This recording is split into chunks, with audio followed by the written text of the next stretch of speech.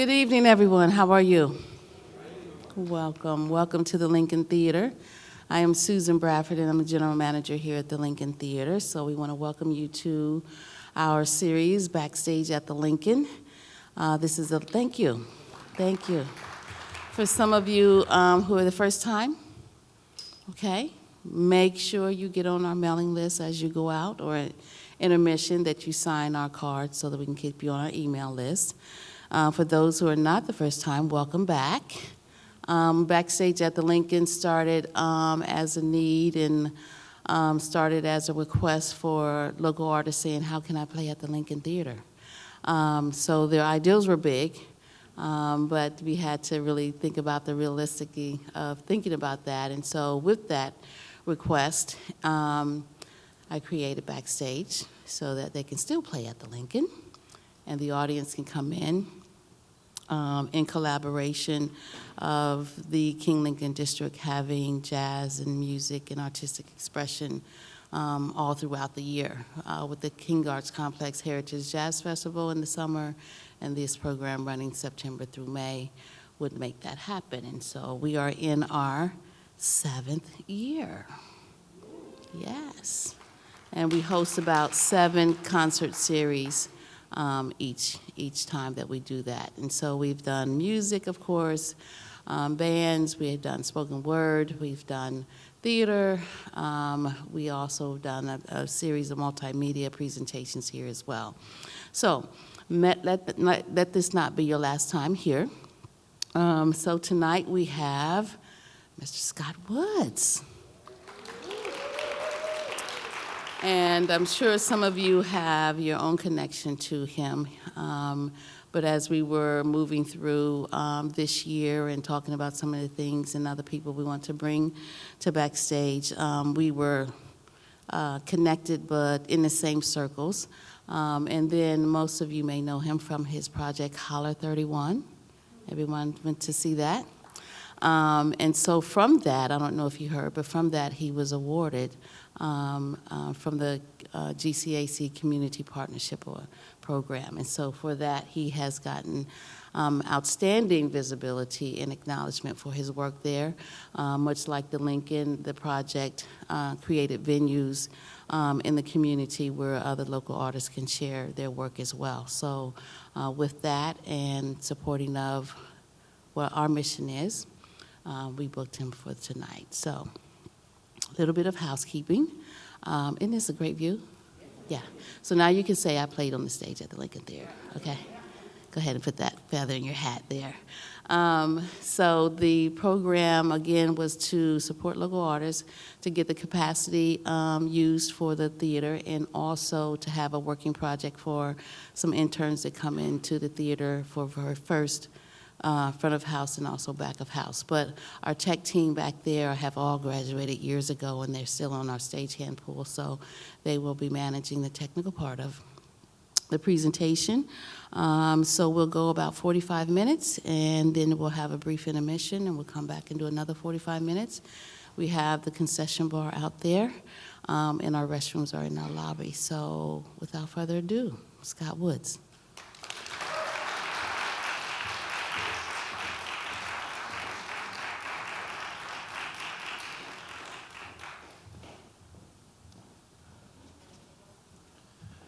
How y'all feeling?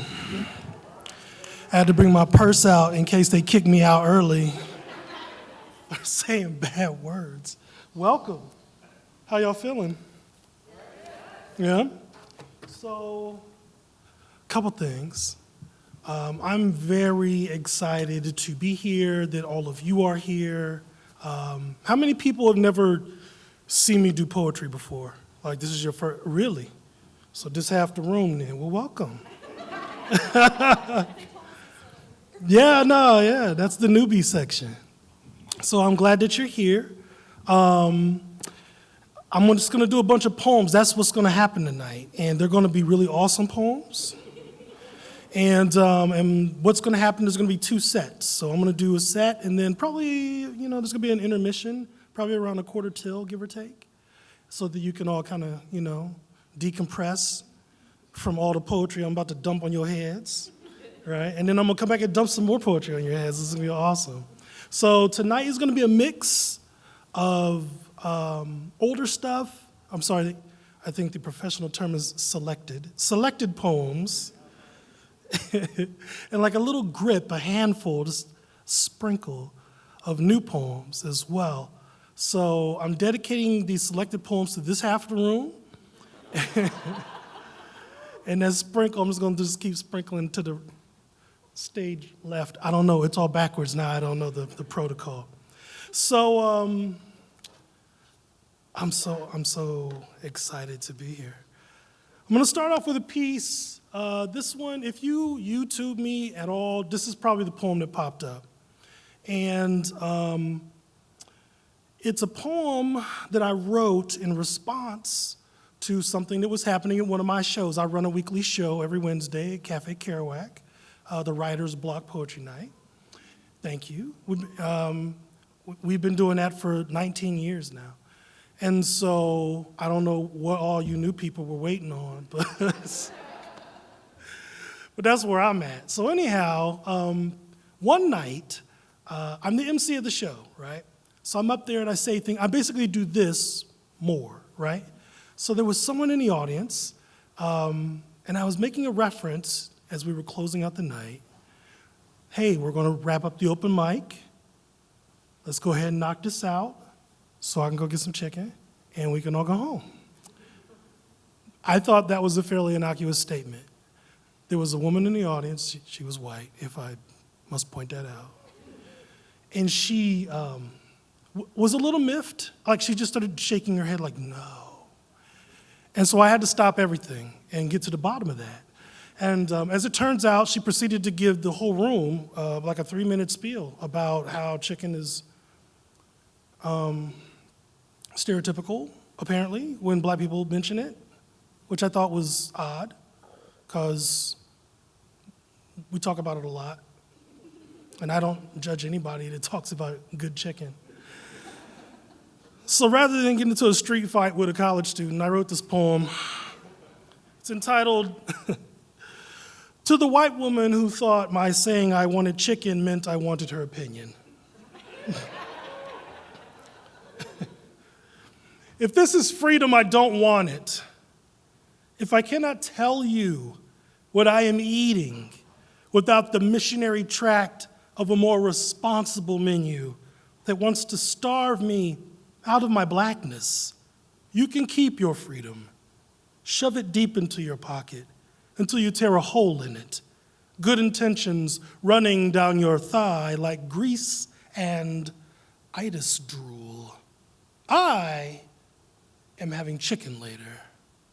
That is what is going to happen. It will be tossed in a Texas mesquite dry rub. It will crunch sweet under the teeth and tongue. It is chicken even a white person would eat. It is chicken a white person will cook when I pay for it. That is truth. If you cannot see the me that has been standing here because chicken is choking smoke and dancing suit, if I should have said pizza because watching this mouth say chicken hurts, then show me that other water fountain again. Make me wonder when you serve my food like I used to. You would have me lie about chicken like I do not know it. Its taste, its warmth, its embrace of hot sauce and spices, as if I should not lump you in with white breast and dark lie. And I don't. I leave you to your yoga classes and your right to review every black appetite as if we have laid them out for you like biology frogs. I should have said I was having frog legs instead. Tasted that affluenza inoculation shaped like tender nuggets that smells like that good freedom, because that's how we know when you're ready for freedom now, whether you can keep chicken to yourself. That secret culinary criminality that makes martyrs in bloody driveways and Harlem ballrooms and hotel balconies, every chalk line in the hood easily erased by just ordering the salmon. You don't know anything about chicken. How it bathes like an oasis in a food desert where you can't find a vegetable for miles. I am having chicken later. That is what is going to happen, you garbage ally. And it will be tossed in the freedom and truth of Sunday dinners you are never invited to. Thank you. Oh, thank you. I had to get that one out. That's the Jitters poem. This one is, I wrote this one very specifically for this occasion. This poem has no use beyond tonight because it has come to my attention that Jerry Seinfeld is in town tonight, right? And so, I mean, I don't know how our audiences overlap, whatever, but I figured, why not? So I wrote this poem to mark the occasion. I'm a fan, by the way. I'm not so much a fan, I'm turning down this gig to go see him, but I'm a fan. So this piece is entitled, and I was gonna do it in his voice, but I'm too nervous. I can't handle that. Nah. I give him my purse is right here, they'll kick me right out, I'm telling you. So this piece is entitled, Jerry Seinfeld is somewhere in town wondering about this poem.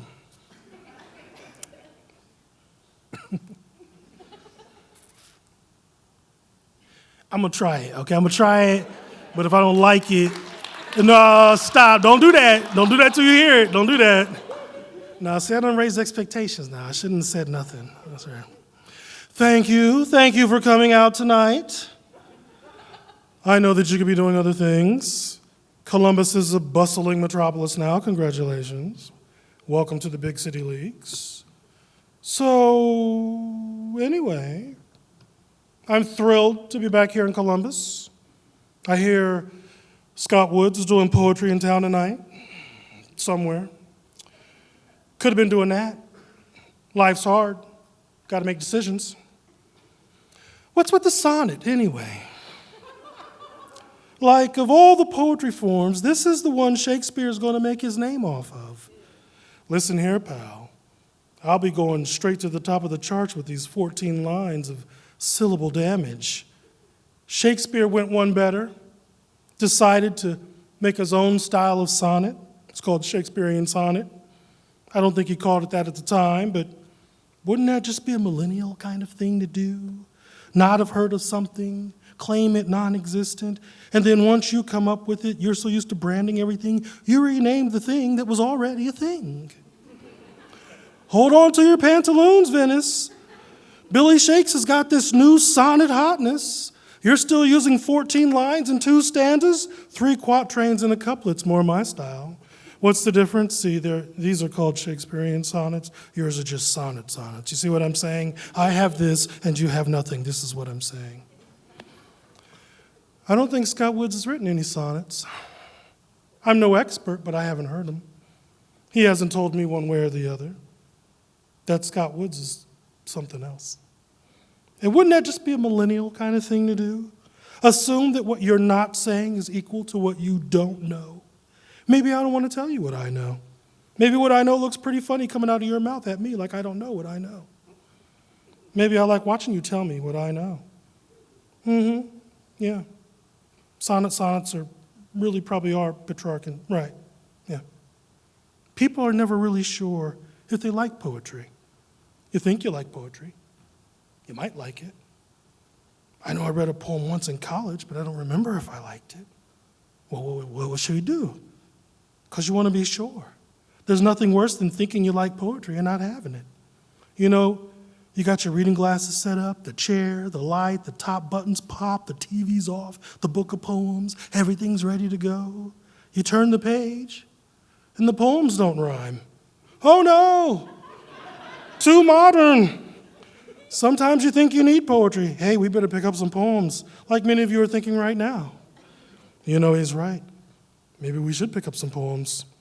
So you pick up some poetry on your way home, and then you discover you already have a book of Rupi Kaur poems holding up the leg of the couch. Now you got way too much poetry.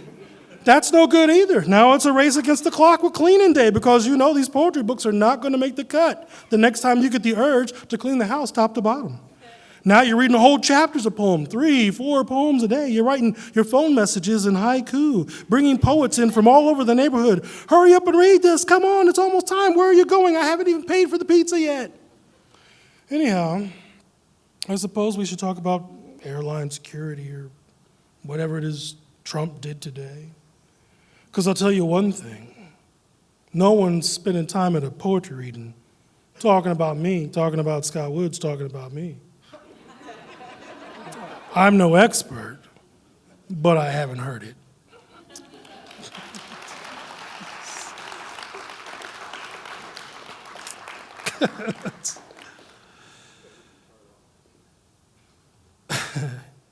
I'm pretty sure he mentioned it. This next piece is entitled Arrest Assured. If you open the paper and read that I have been shot by the police, rest assured, I did not run away. I did not walk toward. I know what arrested means. I was a good statue. I understand hands in the air is more warning than ritual. I keep money in my front pocket. I am never reaching for a wallet. All my pants have belts. Marcel Marceau in blackface. I was not hulking mass trying to take gun. I was not trying to take gun. I was not rushing, steeled for tackle. I was not magical or superpowered demon-faced. I was under no illusion that bullets would fly off of my prayer meeting. I promise. I was talking about Downton Abbey and the sin of cold coffee, hunting season bucks, anything to keep me alive. If they are laughing, they are not shooting. If I am laughing, I am disobedient. Rest assured, I was not laughing. Seatbelt tight like a noose. I was smiling in my license picture, had insurance for my car, my time, my life, had my music so low, my windows screwed tight. I was playing country music. Promise, I was good boy. Trust, I was not my race. I was not being my color. I was invisible crayon, shoved in wrong box. Swear I was polite, not colorful. I was sans swag, Skittles wrapper, and my backseat is so old. I just dropped my white best friend off at a pool party. I know what a bullet's job is. I followed directions, fell on first hit. I was as nonviolent as I could squeeze into this body. I've been told if you're not violent, you can survive this. Lie still. Lie dead before the bear. Do not move when snakes rear up, my mouth moving over concrete cracks, praying the whole time to a God I am certain used to kill things.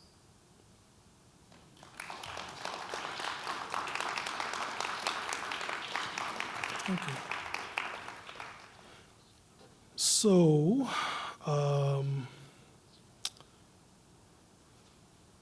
let's do this. So there was a time, about a handful of years ago, where I was invited to do a weekly workshop at a local high school. After school program, it was like 10 weeks, and I would come in and I would work with the students on poetry, and then at the end of the 10 weeks, they would do a performance, right? And I always had this overwhelming fear that someone was gonna break into my car. Because this is like a pretty rough school, and like the poetry kids were just like, I'll cut you, so I was like, that's good, cut me, just don't break into the car. So I wrote this poem about that fear and that idea. It all just spurred this poem. It's not a true story. None of my poems are true. They're honest, but they're not true. So this piece is entitled, To the High School Thug That Broke into His English Teacher's Car.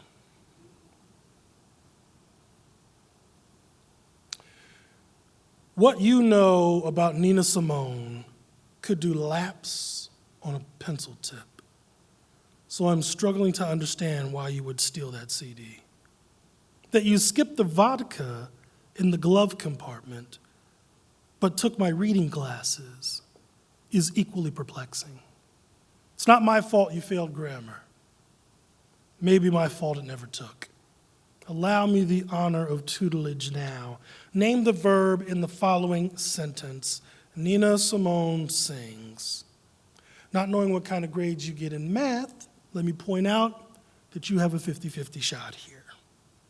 What will you make of the ugly woman who sings so sweetly from the bottom of her songs that she becomes beautiful?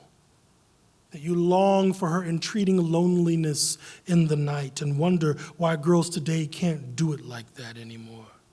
How will you explain the morning tripping out of your poster-covered bedroom and into the hallway, making your mama wonder who got into her mama's records?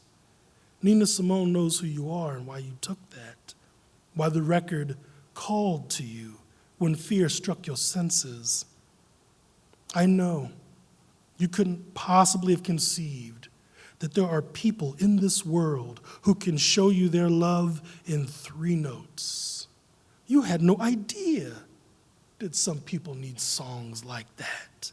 Songs that reach through time, pull your heart down like fire alarms and run through the hallways of your soul, banging on the doors, trying to get your demons to walk out civilly in a straight line, just outside your mouth, falling into a vodka double shot you can't lift on your own.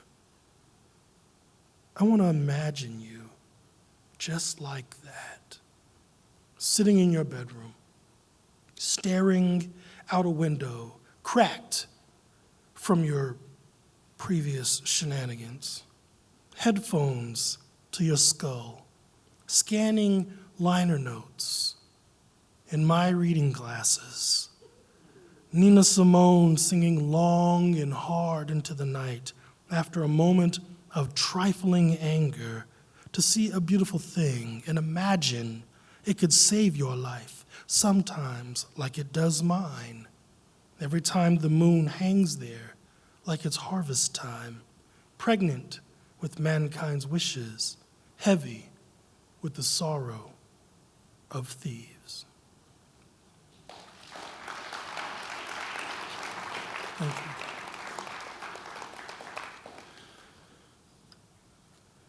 So one of the things that I'm known for in the past, I don't really do this anymore, are 24-hour readings, right? So I would read poetry like once a year, do it for 24 hours. And, just cause no one else was doing it. I mention that to say that I don't have a watch on. I don't know what time it is. I know I'm supposed to kind of give you some heads up before the intermission. I might accidentally keep you here till tomorrow, though, so just, I'm trying, but I'm just letting you know that it's happened. This is a new poem. This is a new poem. It's entitled, Hey America, let's both get cancer and see who goes first.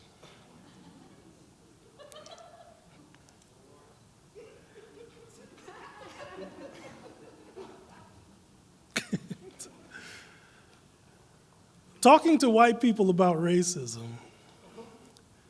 Oh, thank you. And good evening. Talking to white people about racism is like telling people that you know how you will die. No one wants to hear that noise.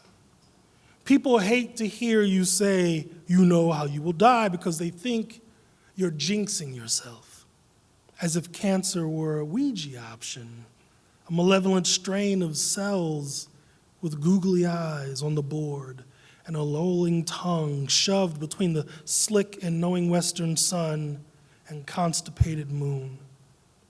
I can't remember the last time someone told me how they were going to die and that's what happened, except when it was something they already had.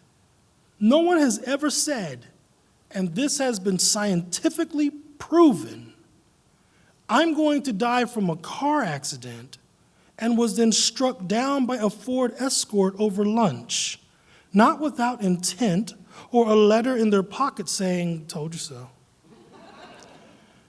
This isn't like that at all. It's just math. Despite my keen tradition of failure in this area, the math here is not hard. Everyone in my family dies of cancer. It is a condition so thorough, I cannot fear any other death. My father died of cancer, and young. Both of my grandmothers, my grandfathers on both sides, all of my aunts, several uncles.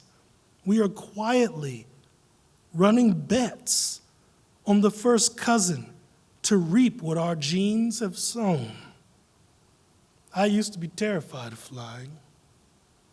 All the turbulent pitches grinding me into prayer I had not the gods to give. But no matter how rough the ride, I know that cancer will meet me in the terminal. Talking about racism with certain people is like that. No one wants you to bring it up, as if silence was the frost that brings the ivy creep of mistaking me for the other black guy here to a crawl. People who don't want to catch what you have would prefer you stay home from work that day if you're going to come in with racism on your breath. The only people who enjoy talking about it are other survivors, comparing our break room scars and our microaggression scores. I had 2 Beckys in a Chad last week. What'd you get? Man, I caught a driving while black right after I got mistaken for a coworker who retired 2 years ago, and he was Indian. We know all the shortcuts, speak at least 3 of the languages, know all of the barbecue recipes, can debate the merits of things only seen on the carry-out spectral scale. There is comfort in knowing your devils. This is why I miss half of what you say. I am considering what to wear to my next racism debate. What treatment is most effective to ending this conversation with as little pain as possible? And if I will have an appetite when it is over. There is comfort in knowing how you will go, how all of your people go, and standing in that line, in knowing what the throb in your gut is, and how talking about racism with someone who can walk away from it like a room they have flipped a switch on is almost just like that.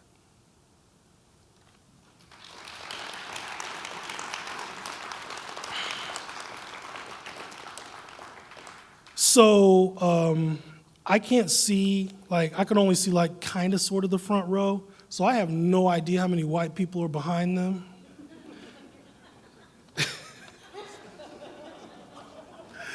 I'm just kidding. I was still going to read those poems. I don't care. You go catch these poems, white people. So, all right, so here we go.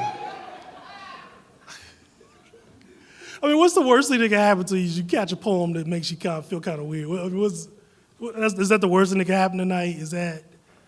When you leave here, you're going to be white, right? That's still pretty awesome if you think about it. Bro, you're going to have to let that laugh out. It's okay. The Lincoln knows you're here. It's okay. We didn't break in, I promise you. You could Put your purse down. You got to laugh when you can when I'm up here, because I'm probably going to take turns and bring it down. So you better catch them while I'm throwing them. All right, so here we go. This is a new piece. So I also can't tell how many black people are here. So this one might upset them. I don't know. We'll find out.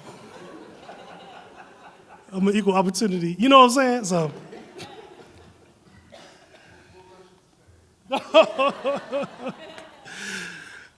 mean, I already got your money. All right, so here we go. Here we go. So this piece is entitled, so seriously, okay, we need to talk for a second. So, not for real. Is it impossible to take me seriously now? I'm so sorry. So, there are like a handful of artists who have informed me as an artist and in some ways as a person, right? And, you know, there's a few musicians, you know, some writers, of course, and then there's like this nice pile of comedians that also, over my life, I have drawn from for one lesson or another. And I am of a certain age where Bill Cosby was one of those people. And growing up, I literally grew up with Bill Cosby. My mom had some records in the house. My grandmother had a cassette. The Cosby Show, Different World. I mean, that's your life, right? And then Bill happened, like the real Bill happened. And I've written a lot of things about it, but no poems, right? Because to me, trying to unpack that and navigate that whole dynamic was difficult, right? Because I have to, in essence, kill someone to talk about them, basically, right? Anyhow, without getting too much into it, that's kind of what this poem is about. So this piece is entitled, and it's new, Bill Cosby brought, I'm sorry, I had to start that over. It was looking, I'm so discombobulated over Bill Cosby. Bill Cosby brought me into this world, but I have taken him out. Can I stop? Sorry. These titles gonna get you. These titles, yo. All right. Bill Cosby taught me, lying on the floor of a living room in front of a stereo built like a sarcophagus, that my mother had a laugh reserved for non-saint situations, and I have been chasing it ever since. When I failed college, I let down my mother and Bill Cosby in that order. Bill Cosby taught me what football was, showed me why whoopings were not the end of a conversation, but the beginning of a relationship whose love you will not fathom and I cannot explain. Bill Cosby taught me to love myself the way white people love me, as subject matter, the way they love jazz, imperialistically, the way they love Mammy cookie jars, devoutly. So I love myself like Mammy cookie jars, stuff myself with a sweetness, smile, never let on that I have smeared every one of these cookies with this servant tongue. And Bill Cosby has taught me to be a better slave. Pick the whole field clean with all your teeth. Bill Cosby is the greatest actor of our generation. Bill Cosby is dead to me so soon to when it was going to happen anyway that I can't even get it up to grieve. The Bill Cosby I see now is a zombie, is not the teacher I have known, but the realest monster I have ever let into my home. Bill Cosby showed me junkyard genius, How a bed spring could become a harp if you touch it just so. How a radiator can become an accordion, a swollen belly drummed like a timpani. How the anything of nothing could become everything to anyone. Bill Cosby taught me the funkiest scat ever uttered. A hickey bird turned to gibberish in my mind as if I had been clouded while guilty of nothing more than thirst. Where there is smoke, there is fire. Where there is a forest fire, there is a teacup. I would cast every album onto the flame if you could give me back my Fat Albert Saturdays. Bill Cosby taught me how to tell this story. Drop a little of this. Take on a little of that. Be a little drunk off of yourself. Somewhere Bill Cosby is buying NBC to make a television show about all of the women he must adore. A show whose pitch is that he has a different wife each week with the same name he wants me to believe he loves for her mind. And it's a hit. Bill Cosby has done it again. Bill Cosby has recaptured Thursday nights, made it a holiday again, football Sunday special. And as we celebrate the golden touch of America's favorite dad, he pours me coffee. My mind is telling me no, but my body is also saying I'd rather not, sir. Bill Cosby is dead to me. And I have spun every groove of every record for any truth, found him wanting, found myself letting go, found myself wishing my mother and I had just talked for once instead of listening to a record of someone we could never know, pretending it was a better teachable moment than love. My mother and I have said nothing about Bill Cosby since all of his jokes have died on the vine. It is as if she's gotten divorced all over again. Another plate disappearing from the table. I think I am a good son for saying nothing. But Bill Cosby taught me that too. Bill Cosby taught me that silence is innocence. That if no one can say a thing, then it didn't happen. Bill Cosby taught me where there is smoke, there is a woman running into the street for a cab who does not know her name anymore and who wishes more than anything to be thirsty again.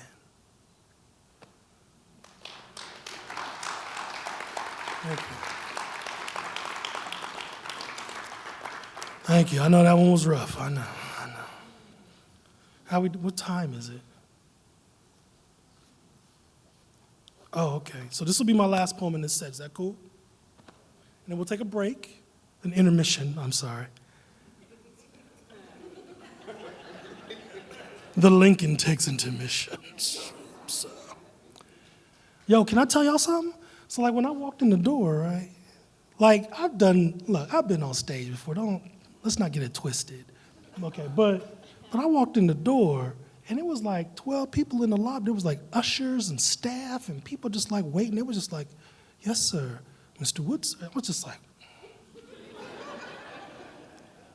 and I literally said out loud, I don't know if they heard me, but I know I said it. I said, oh, this is too much fuss.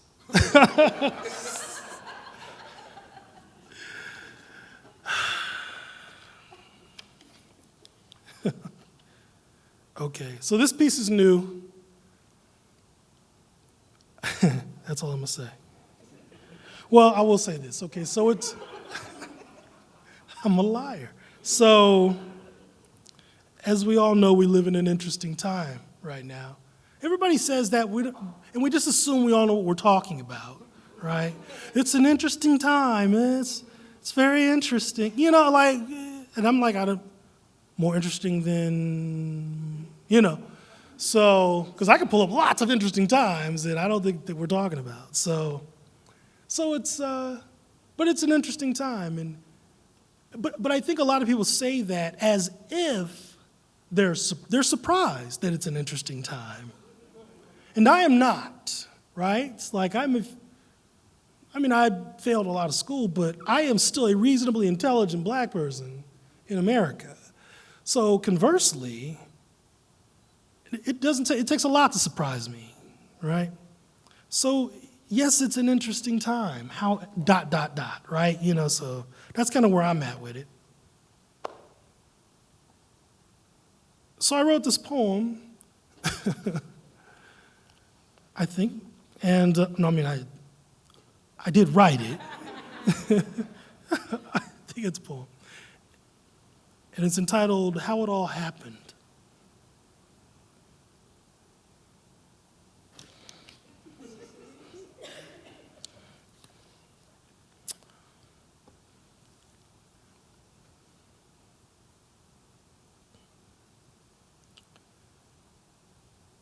Here we go. I've got $1. $1 going, $1. What do you want to bid? $1. Who'll give me 100 for this here $1? $100 bid. Now two.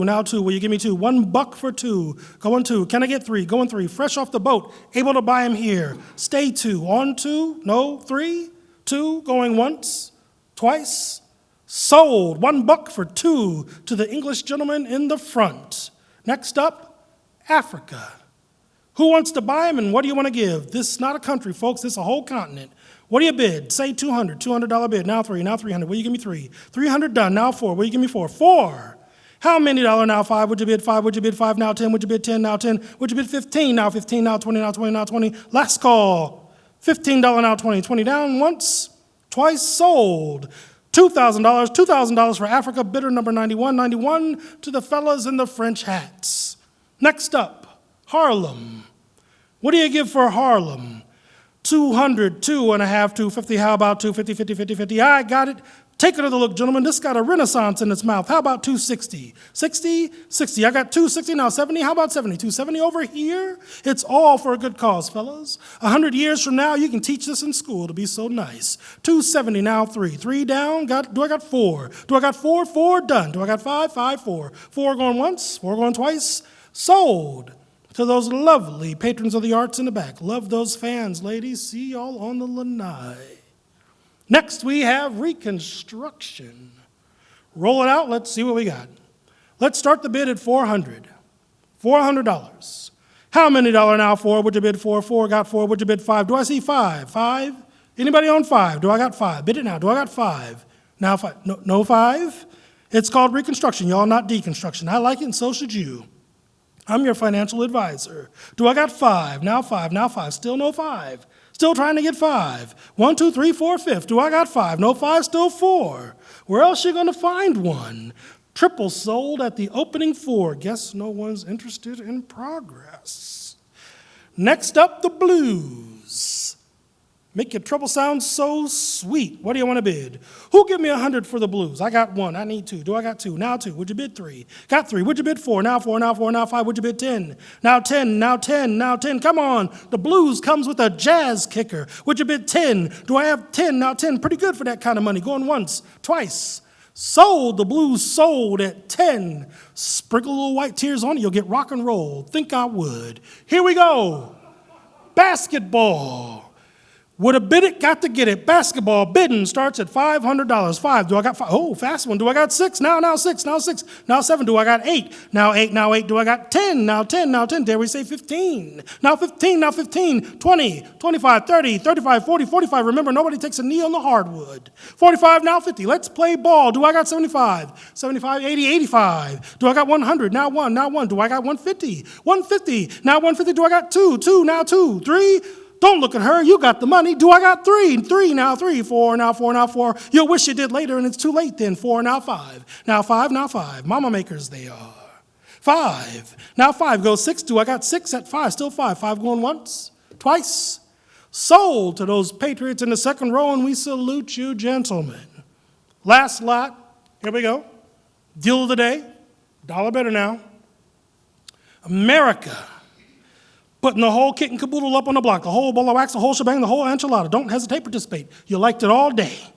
Starting a bid at 100. Do I got one? Now one. Do I got two? Now two. Now two. Do I got three? Three. Now three. Do I got four? Now four. Now four. Do I got five? Do I got five? Money will do you no good where you're going. You better spend it here today. Do I got five? Five. Don't pay attention to the office. It's just window dressing. Do I got five? Now five. Now five. Do I got six? Do I got six? Do I got six? Six. Six. Six. Don't stop to think now. We left common sense behind a long time ago. Hands should be swinging, men. Get on board. Do I got six? Now, six from the cowboy hat. Do I got seven? Do I got seven? Do I got seven? Got seven now? Seven now? Got. Do I hear eight? Need eight. Got eight. Got now. Dare I got 10?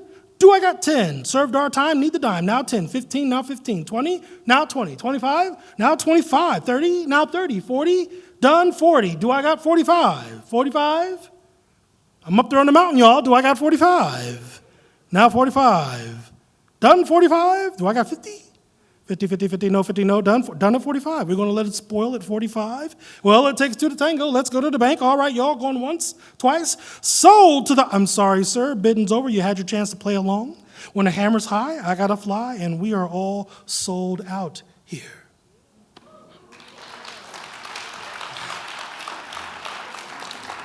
All right. Thank you. Let's take an intermission, and we'll be back for the second set.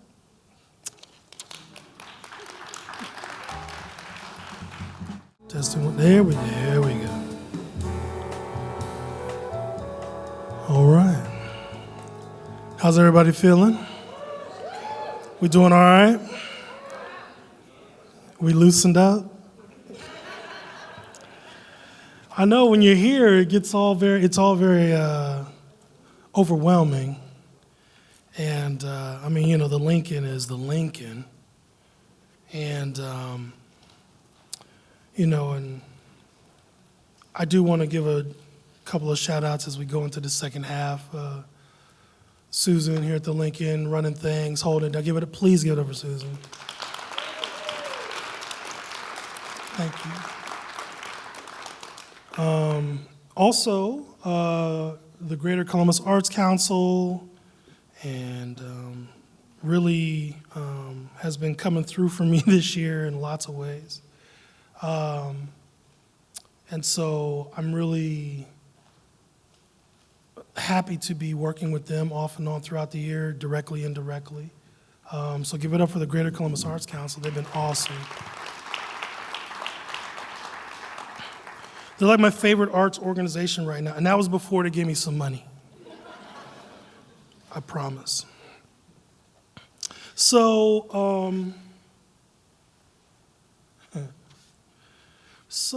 out of curiosity,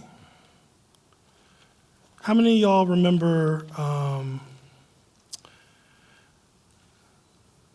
the Miss Jane Pittman story? Remember the movie and the book? Remember that? Yeah? By show of hands, how many of y'all remember that? Yeah? Okay. So then I'm going to introduce it a little. So Miss Jane Pittman is a fictional character. That's not always clear.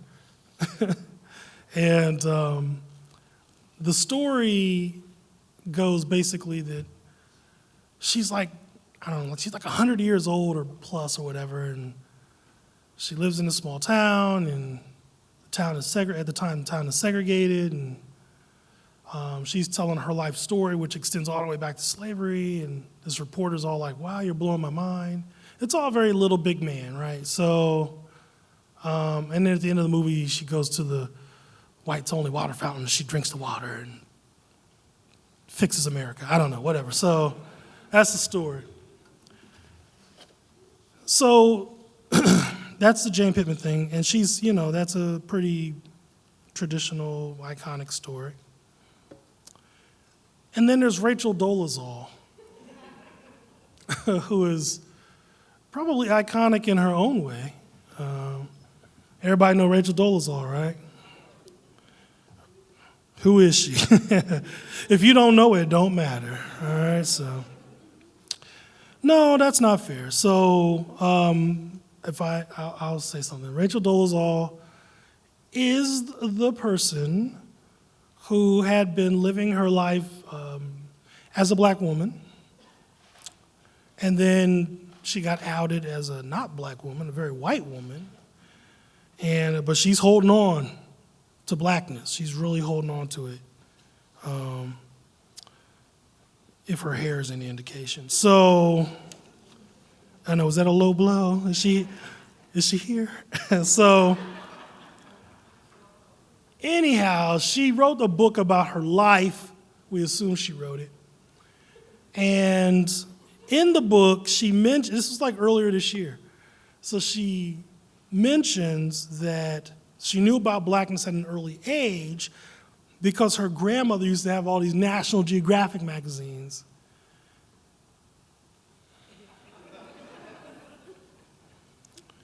And that happened. So then she had a quote in the book, and it goes like this: I could still relate to aspects of Miss Jane Pittman's struggle. I certainly wasn't enslaved, but it wouldn't have been too much of a stretch to call me an indentured servant, because her parents, I don't know, made her cut the grass or something, I don't know. So that is a pretty offensive quote, So I wrote this poem almost immediately, like I was just struck with this poem upon reading that quote. And this poem's entitled, Miss Jane Pittman Has Words with Rachel Dolezal. Heard you say race is a social construct. Well, speaking as a fictional construct, let me tell you, America ain't exactly known for reading the footnotes. I will have to remember that one the next time a coonhound comes running, death in its spit, the skin of the last wild buck fresh under its claws. I will say, down, boy, heel, you sniffing at a social construct. Send him on his way. I hear you do hair. Hear you give speeches on black hair. Got any recommendations for when Jesus' blood come running out your skull hot from a gun butt? Any insight into what gel might lay this runaway kitchen to the side and make a mansion of it? What product you suggest for when plantation sun has eaten away your edges, winter your toes, spring your man, fall your babies? Ain't none of this about what you think black is. It's about what black catch. Folks say it shouldn't matter. I don't dispute that. It shouldn't. All lives matter. And yet, this persists. You persist. That hair persists. And it ain't 'cause I like running in the dead of night through swamp and wood and buckshot. I would love me even if you gave me no choice. But you give me no choice. You got all the choice in the world, I suppose. I guess that's what being American is all about. So long as I can't tell what kind of American you is. Heard you used to rub yourself with mud so you could play black as a child. Heard you used to read your grandma's National Geographics because fantasizing about being a black person from Montana was a stretch. I'm not convinced you know I never existed. I'm certain enough you know less what I mean to be a black woman than the man wrote this poem. How come all your role models is fiction? How come they exotic, unable to be debated with, pressed flat into history, but never standing beside you at the march? You have changed your name to Nkechi Amare Diallo, which means gift from the gods in some language I can no longer remember. In my tongue, it means she who sends noose to herself in the mail, she who calls cops to scene when going is not tough enough, she who wants black experience delivered to her door. You know what trans black used to be? when you crossed state lines by the stars, when you passed for white to stay alive, not past black for no scholarship. If I am to be believed, I am over 100 years old. Half my stories sound like stories. I guess we got that much in common. Somebody said, you might be one of the good ones, that you could be used for our cause. I almost spit out all the water I drank from that whites only fountain, and in 60 years, I ain't never let that water go. Blackness be a lot of things, but let me tell you what it don't. Blackness don't wash off. It don't come in bags. It don't got receipts. It ain't on sale. And trust me when I say life for me ain't been no bottle of bronzer.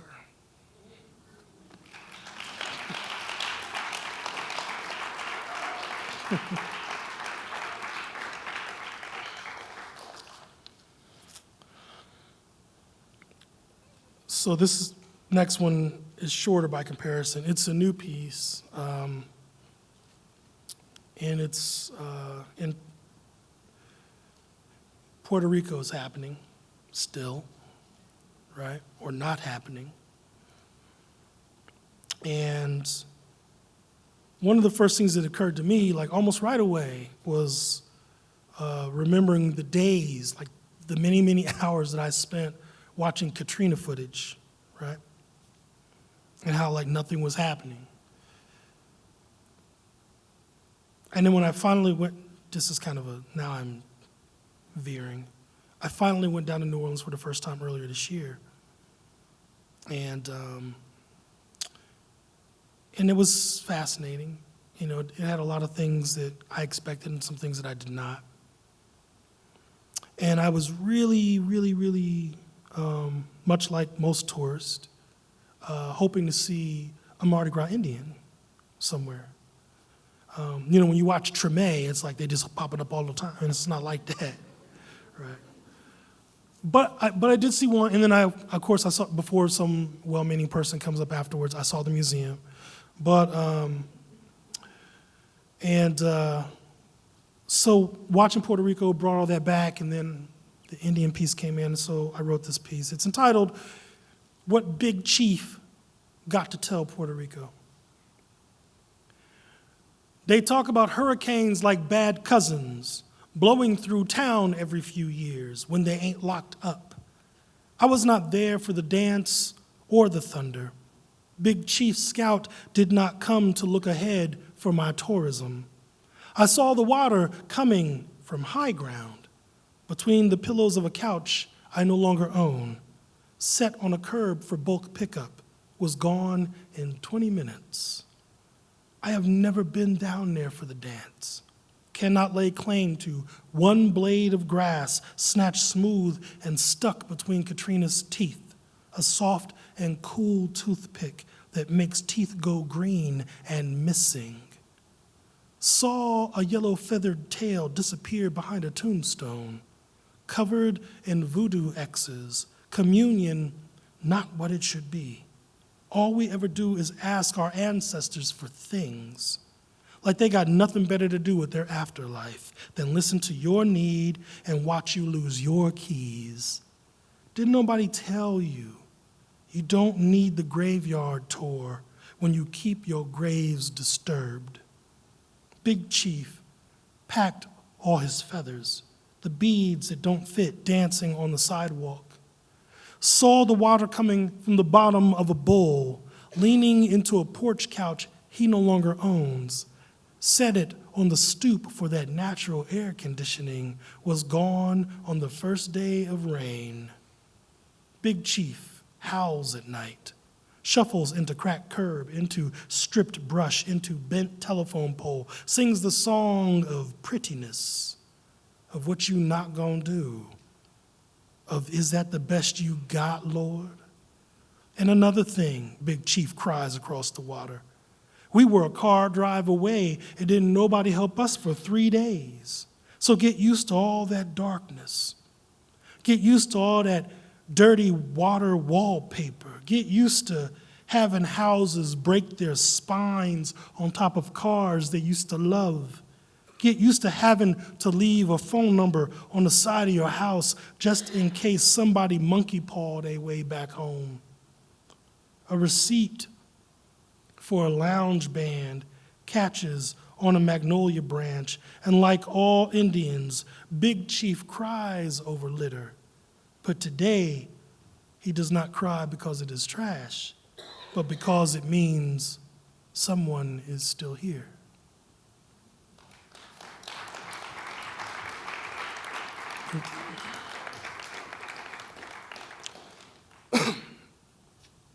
This next piece is one of only maybe 2 poems that I wrote about Trayvon Martin.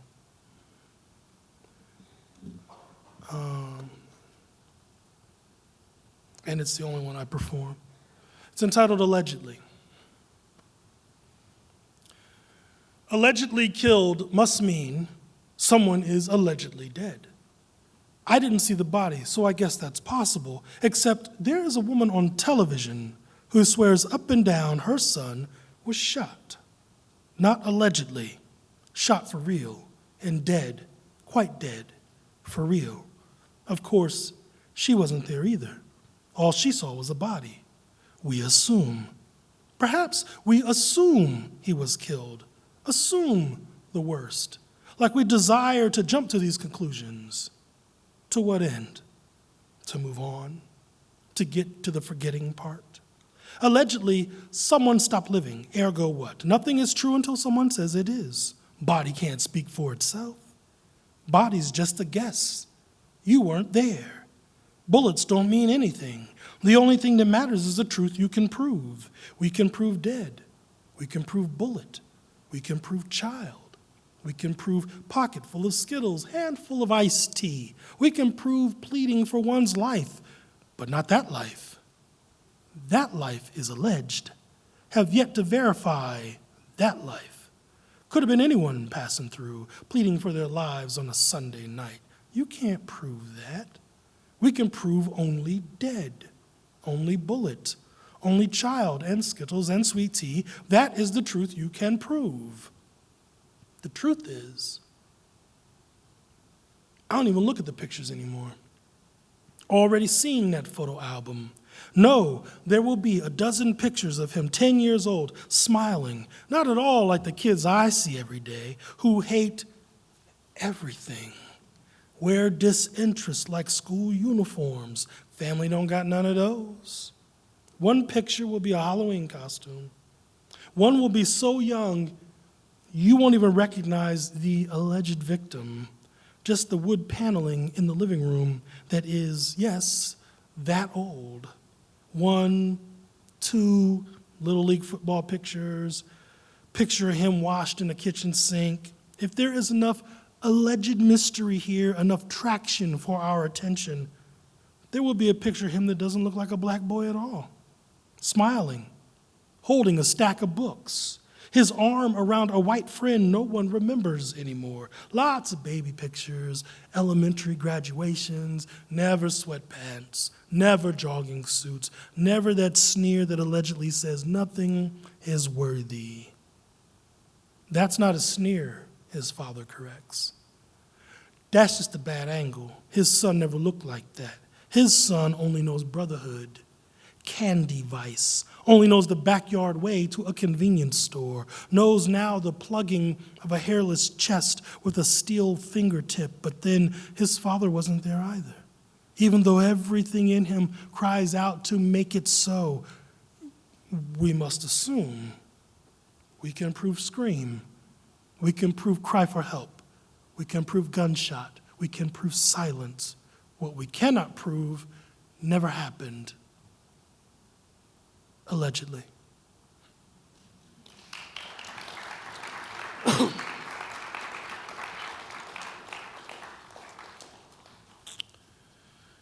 So this next piece is was a challenge, actually, that I gave myself. By day, I'm a librarian, meaning I work in a library, not that I have a degree.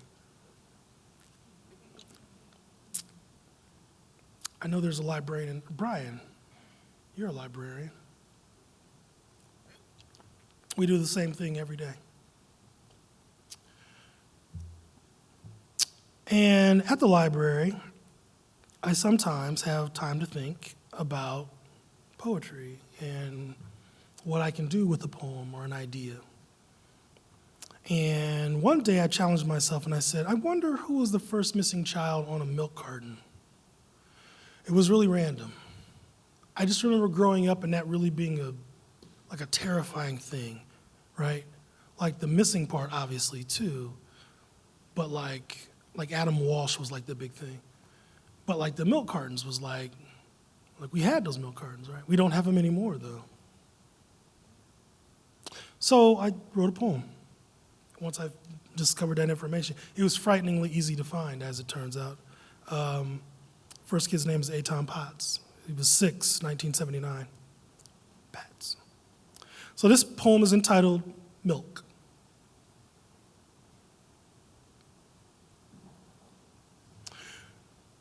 My cereal tastes like old Walkman batteries, 8-track tape, 75-cent gas. My mother is still shaking from the blizzard of 78. My cereal tastes like lightsabers. Eitan, 2 blocks made you a dairy superstar. First time you walk to a bus stop alone, you end up on a 1979 milk carton.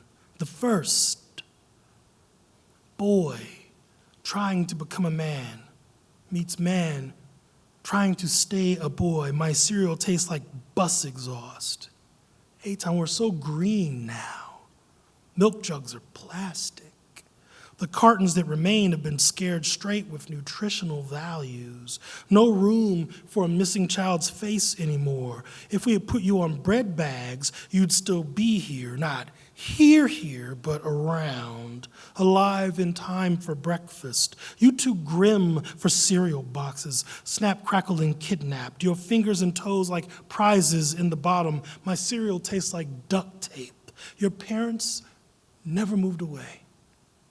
Never know when you'll come running down the street, wondering what happened to your old toys. You can't fit them anymore, but all your clothes have come back in style. My cereal tastes like denim. There was a $25,000 reward for just information about you. Your mother don't even want her pound of flesh. $25,000 buys a lot of milk. You got the ball rolling, but there weren't enough milk cartons in Atlanta. Should have put their babies on the back of menthol packs or chicken buckets. My cereal tastes like Atlanta. Every year, your father sends a picture of you to the only suspect. He writes on the back of it one sentence. What did you do to my little boy? He still reads the back of every picture. My cereal tastes like envelope paste. Brother, it's been 30 years since you went to school, like you in the longest detention ever. 30 years. You've missed so many things. Jaws, rap, remote-controlled televisions, Atari, and that's old. My cereal tastes like static. Eitan, you would have won a spelling bee that day. But in the end, you would hate writing. Science was going to be your thing. You would watch a sunset and tell us it was a series of chemical reactions on a planetary scale. The sun's gas is reflecting off of the solar panel of the Earth's atmosphere. And I'd punch you in the arm and say, dude, it's a sunset. You sit here, you watch it, you let it go away without saying goodbye. That's what beautiful things do. My cereal tastes like sunsets.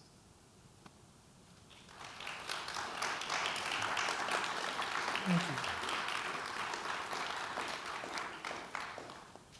So This poem is also about a child, but it is not sad. One day, I was at a red light, and I played my music loud. And this was a summer day, and I was at the red light, and in the next car over, there's this little boy in the back seat who's just watching me. Well, he's staring at me, watching me. He's staring at me. And I'm like, what's he staring at? And I realized I'm playing Tour de France, right, by Kraftwerk, and anytime that song is on, I am in it. Do y'all know Tour de France? Right? If you used to break dance, you know, But it's a really happening song by this German group by Kraftwerk. It had no business being at the Barnett Rec Center, right? In like 80, whatever it came out. But we found it and we made it breakdance, we made it ours. And that's what we used to breakdance to like constantly. If you ever saw the movie Breakin', it's in the movie Breakin'. Don't watch Breakin'. It's a really bad movie. Anyhow, but the song is really crazy and chaotic and electronic, and it's all pop, pop, pop. And so this poem is about that moment. All the great poems are about moments, I guess. So I don't know if this is a great poem, but it is about a moment. Tour de France. To the boy who watched me jam out at a red light one day. Little man, this is how you head nod. This is how you dance when you don't dance no more. Do not nod on every beat unless you mean it. That's how breakdance battles start. Every beat tamped into the back of your bobbing neck. Tour de France starts with breath, ends with breath. Drums not made of drums, pounding on old lunch tables until the screws fall out. Making tambourines of them we beat against our hairless chests. I can still do funky drummer on any surface you got. Little man, I'm talking to you, looking at my car, loud, shaking, my neck pecking out rhythm seeds left behind by Lindy Hopper's been done flown the coop. The Germans are coming. And if they knew the breakdancing gods of Barnett Rec Center were going to make a black national anthem out of their ditties, they'd have sold all their synthesizers, smashed their drum machines against Maria von Trapp's headstone. This was hip-hop before rap was out its diapers, watching your shoes fly off across gymnasium sky, a gospel song dedicated to a race you will never see.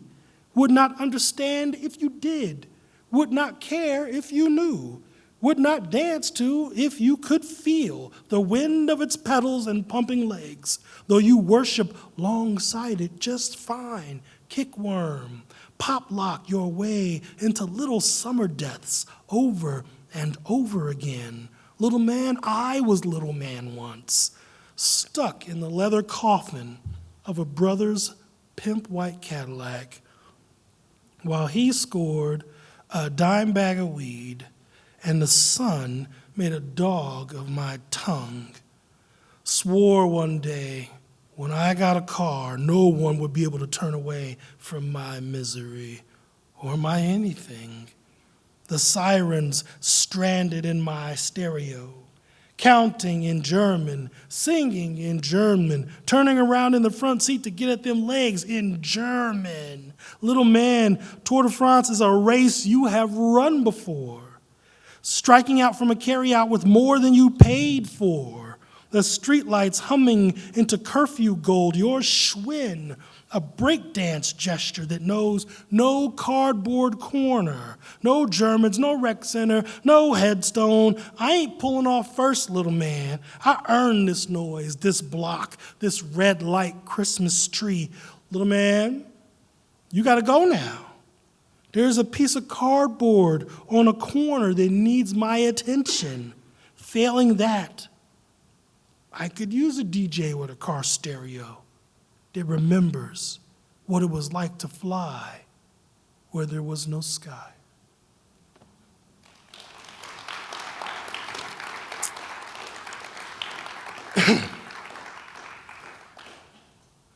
So, I don't know what time it is, but I think perfect. So I'm professional.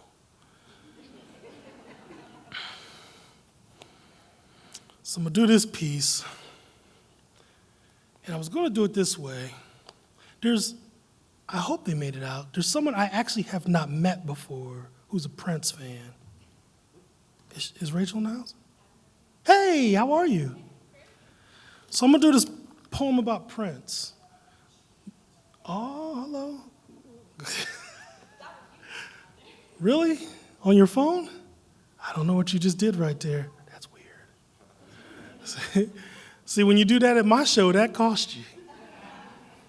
So I'm gonna do this poem, but I'm gonna do it the way I like to do it. Somebody asked me if I was gonna do a scroll tonight, and I was like, nah. I'm gonna do this piece. So for those of you who don't know, I'm a huge Prince fan. I wrote a book about Prince, came out earlier this year. It's a book of essays, it's not like love poems. And although it very easily could have been. And so when he died, it was just like this the most crushing thing. Anyhow, whatever. So I wrote this thing, and it's a list of things I am reasonably sure Prince has never done. It's long. Replaced toner in a copy machine. Manned the grill. Needed proof of ID. Played for exposure. Used a feather duster on a piece of furniture. Prince never did that. Worked part-time in a five and dime. Touched a black woman's hair unsolicited. Stayed on the phone with technical support. Used a coupon. Been the victim of identity theft. Pumped gas. Sat through a poetry open mic. Filled out a job application. Eaten starfish. Made a lanyard at camp. Worn a 3X shirt. Worried about his credit rating. Fired a gun more than once. Thrown the first pitch. Used Coinstar. Cut grass. Kept change in the ashtray. Changed a light bulb. Gone fishing. Shushed someone in a library. Cleaned a fish tank. Been put in handcuffs by anyone that wasn't a lover. Rode with a motorcycle gang. Used the word synergy in a business meeting.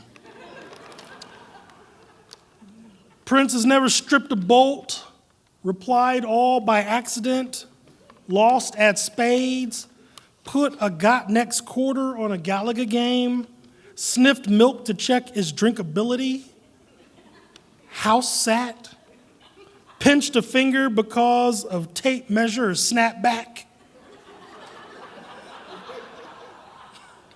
worn a Thriller jacket, compared a woman to a Jeep, played a game of Monopoly to completion, failed a Rorschach test, kicked a copy machine, cashed soda bottles at a grocery store, used a staple remover, changed the oil in a car, broke a heel in a sidewalk grate, not smelled the roses. Prince has never gone caroling, sang Rick James at karaoke, consulted a road map, killed a roach with a slipper, testified before Congress, changed the clock to daylight savings time, worn a tie to a job interview, asked to use vacation time, submitted work for a peer review, used left-handed scissors, double flushed, won a rap battle, cleaned a gutter, separated the stems on a Prince album cover, shoveled a driveway, read a romance novel. Prince has never eaten beans and weenies. Hit snooze, rubbed Vicks Vapor Rub on his chest, placed in a science fair, spanked a child, stood in line at the DMV, stained a deck, smoked wings, wore a bike helmet, used 6 months same as Cash. Prince has never lost a thumb wrestling match, upholstered a chair, played Keno, misapplied there, been stung by a bee, used a library card, won at Scrabble, cut Kool-Aid with liquor, watched all of Cosmos, used a complete idiot's guide for anything, run out of deodorant, played marbles, replaced a trash can bag, written a Yelp review, made a pair of nunchucks out of a broom handle, cut a toenail too close. Prince has never changed a diaper, eaten a taco perfectly, bet on red, spent the night in anyone's guest room, stood in line for the midnight sale of a Grand Theft Auto game, hammered his thumb, pledged a fraternity, made a mixtape with other people's music, taking a glass-blowing glass, hit a trifecta at the track, tased a bro, grown old.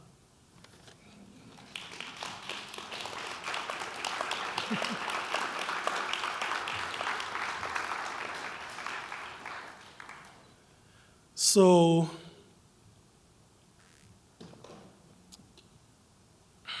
this is a piece that's special. It's a piece about America.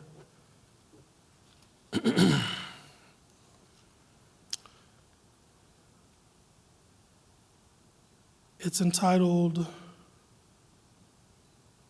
A Bad Piece.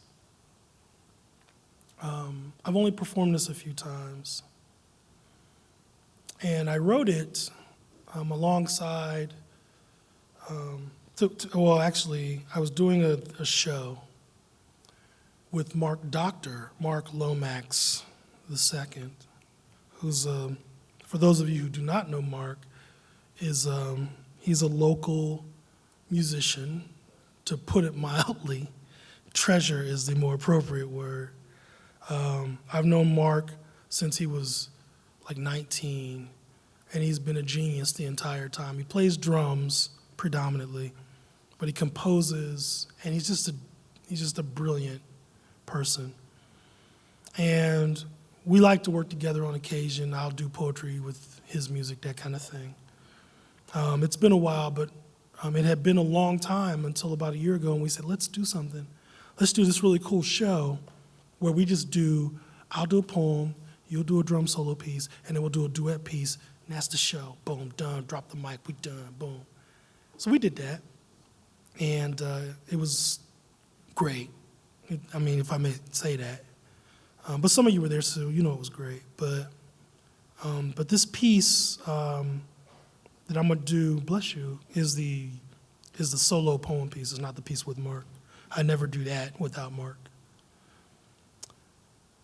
And it opens with a quote by Benjamin Franklin, which Mark gave me, which kind of set the whole ball rolling. And the quote is, "In my opinion, there never was a good war or a bad peace." Benjamin Franklin. Right, Ryan? I always have to look at Ryan anytime I use a fact, because he's a brilliant person, and if he gives me like the signal, then I gotta just stop the show.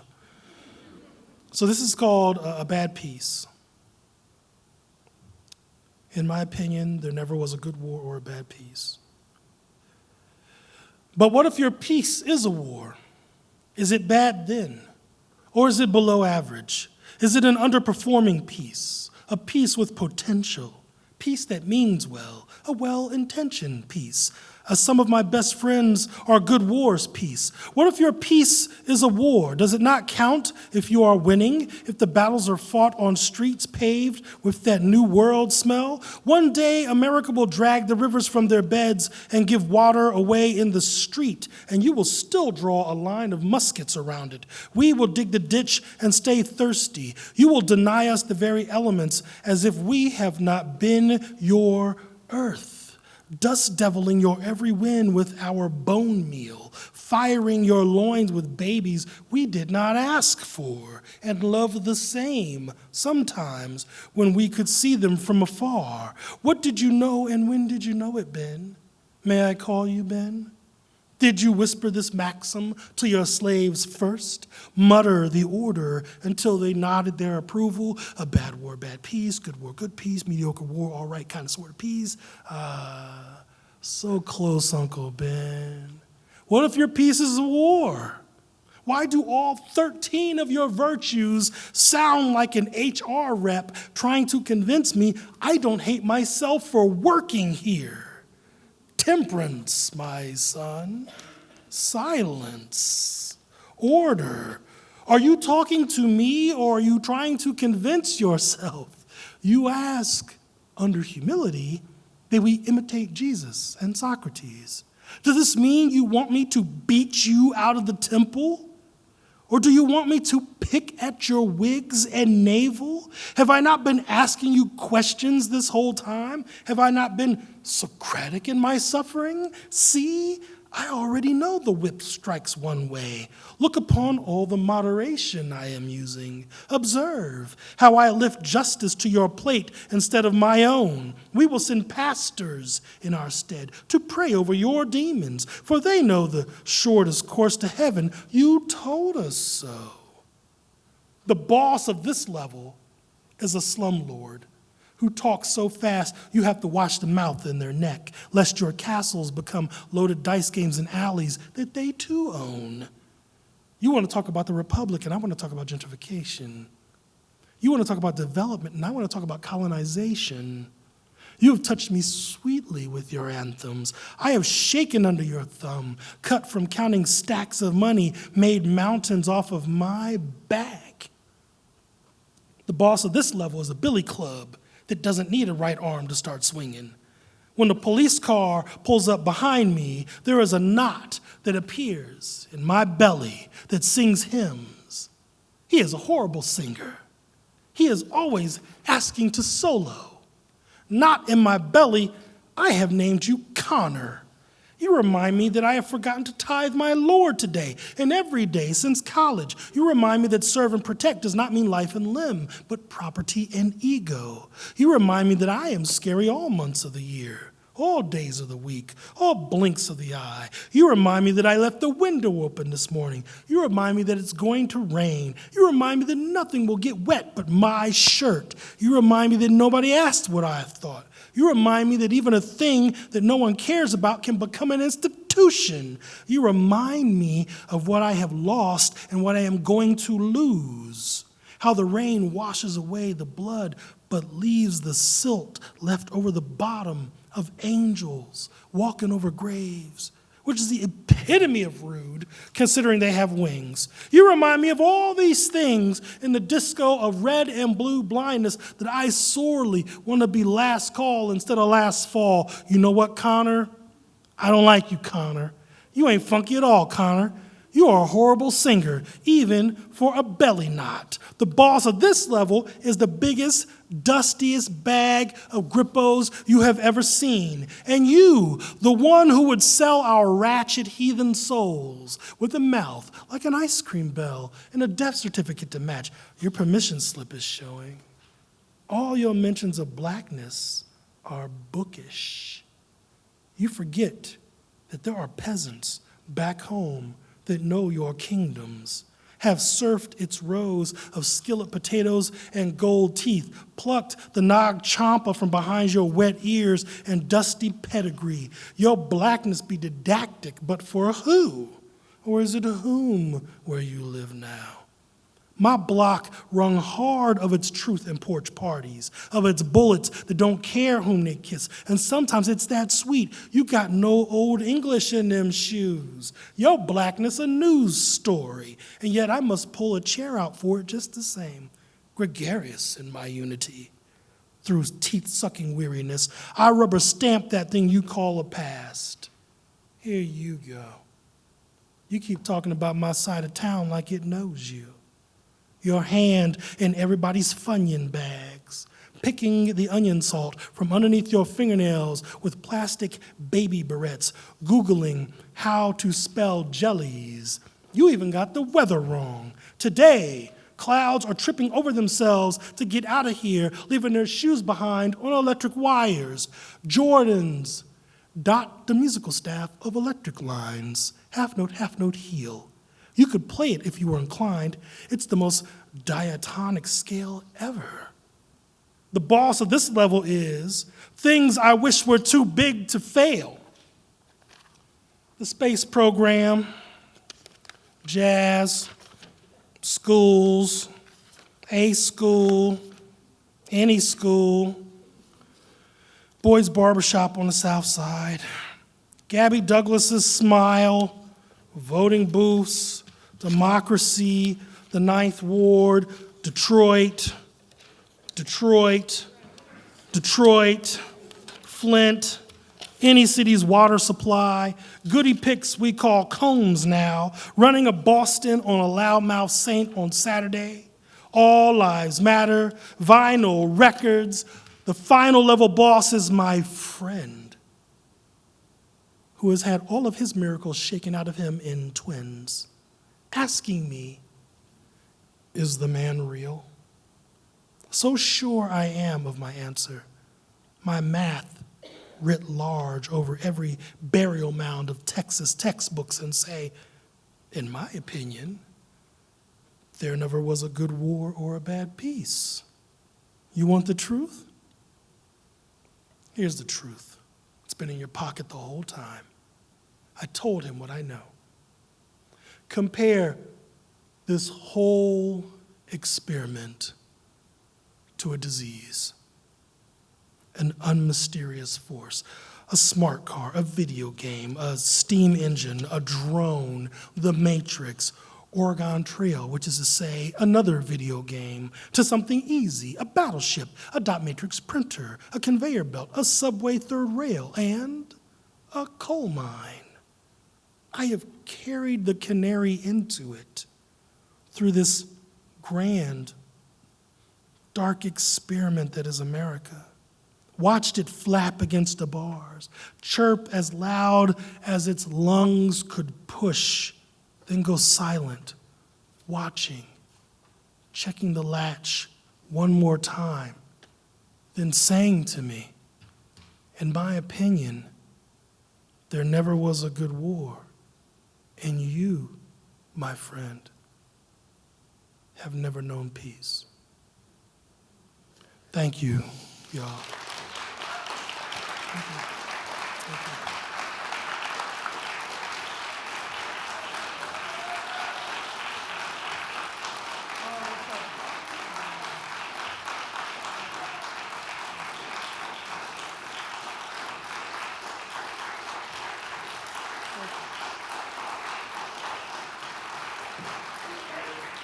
I'm going to call Susan back up to say a couple things. Thank you. Y'all are too much. Thank you. Susan?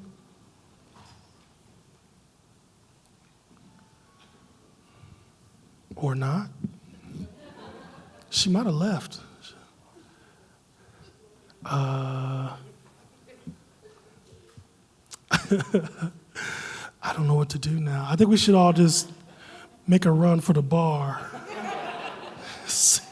I think we got them outnumbered. I don't know, there was a lot of people up front earlier. Yeah, she back there chilling.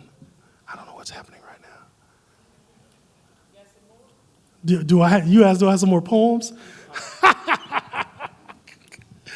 Yeah. This is how the 24-hour thing happens. This is how it starts. Somebody goes, do you got more poems? And I'll just be like, well, one or two. And then the next thing you know, we all miss some work tomorrow. You know? Well, I'm going to go ahead and just leave now. And like I feel like I timed that right. I feel like I did. I don't know. Yeah, right? It's not me. Okay, cool. All right, thank you. All right. So I'm going to walk off. I'm going to walk now. Yeah.